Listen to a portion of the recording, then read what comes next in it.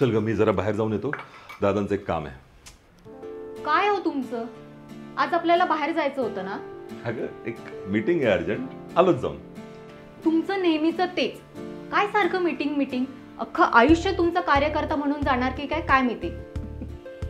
अगं आम्ही महेश दादांकडे कुणीही कार्यकर्ते नाही आहोत, आम्ही सगळे त्यांचे सहकारी आहोत. आणि विसरतीयस का तू आपल्या शुभमच्या ऍडमिशनच्या वेळेस? आता तू किती शाळांमध्ये जाऊन आलीस, किती खेटा मारल्यास, झालं का काम? नाही ना.